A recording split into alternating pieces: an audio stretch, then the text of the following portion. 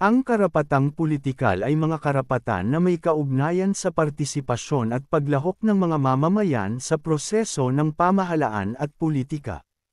Ito ay naglalaman ng mga karapatan tulad ng karapatang bumoto at mahalal sa pamahalaan, karapatang maging kandidato, at karapatang magpahayag ng opinyon sa mga pampublikong isyu.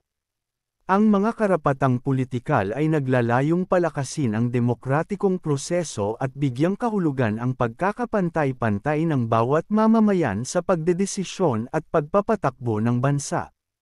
Halimbawa ng mga karapatang pulitikal ay ang karapatan sa malayang halalan, kung saan ang mga mamamayan ay may kapangyarihang pumili ng kanilang mga pinuno sa pamamagitan ng botohan. Kasama rin dito ang karapatang maging kandidato, na nagbibigay daan sa mga mamamayan na maging bahagi ng pamahalaan at mag-ambag ng kanilang mga pananaw at plano para sa bayan. Sa kabuuan, ang mga karapatang pulitikal ay mahalagang bahagi ng isang malusog at makatarungang lipunan na nagsusulong ng pagiging aktibo at responsable ng mga mamamayan sa pagpapatakbo ng bansa.